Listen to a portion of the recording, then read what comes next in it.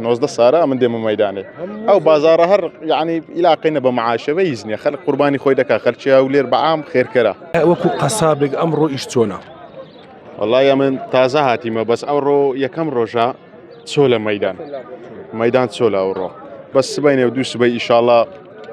زور قربارق دبي يعني أقصد دوري سعادنا ودبي هلا زادي الرئيسي بينك ربينا ميداني ئەگەر بازار هەبێ ڕۆژانەیە چەند ئاژەڵ سەردەبڕن؟ روجانا حسب قصابة استاكا هي دو كسا هي سي كسا لواني روجي كابرا بيشت حيواني سردبري بيشت بينس حيواني سردبري تيدا چندي زورتر بزيادة بي سردبري كابرا قبتنيش بلواني حفت حيوان هشت حيوان ده حيواني سردبري ئەیوانی گەورە و گچکە فەرق دەکات لە سەردەبڕنەکەی؟ أري والله فرق دكا بوزنا چندي وزني زيادة بي سعري زيادة وزني كم تربي سعري كم ترى حيوان هي ب 15000 حيواني شيء ب 150,000 تيدا جاي نرخەکان فەرقی کردی ئەیوانی؟ أري والله أو صار بعام قرانا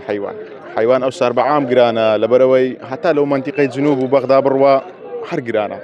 حرزان نابتو نعم والله خەرچی زۆر دێتن خلق دكاري والله مش صار بار بتاش هبو أو ميدانا ببنا دكات أو صار شروي ليدي سبعين ودو سبعي يعني هر زميدي راو هاي من هو